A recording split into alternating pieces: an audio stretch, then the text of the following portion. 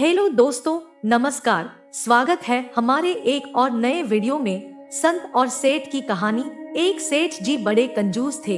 एक दिन उन्होंने दुकान पर बेटे को बैठा दिया और बोले कि बिना पैसे लिए किसी को कुछ मत देना, मैं अभी आया।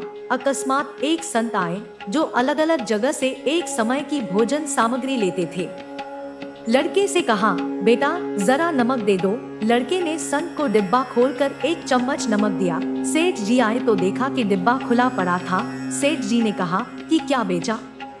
बेटा बोला, एक संत जो तालाब पर रहते हैं, उनको एक चम्मच नमक दिया था। सेठ का माथा ठनका।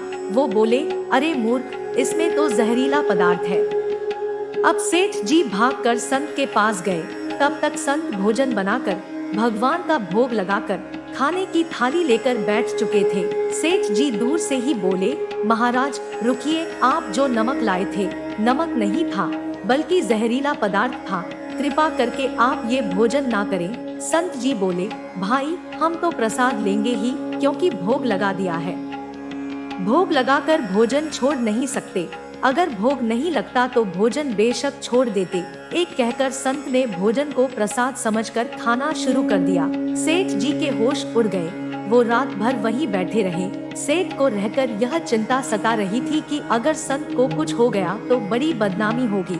रात में अगर तबीयत बिगड़ गई तो सोचते सोचते उसे नींद आ गई। सुबह रोज की तरह संत जल्दी उठ गए और नदी में स्नान करने लगे। सेठ जी ने कहा, महाराज तबीयत तो ठीक है। संत बोले, भगवान की कृपा है।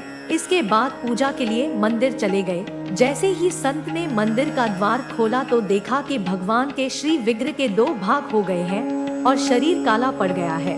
ये देखते ही सेठ को सब समझ आ गया कि भक्त के अटल विश्वास को देखकर भगवान ने भोजन का जहर भोग के रूप में स्वयं ग्रहण कर लिया और भक्त को प्रसाद ग्रहण कराया।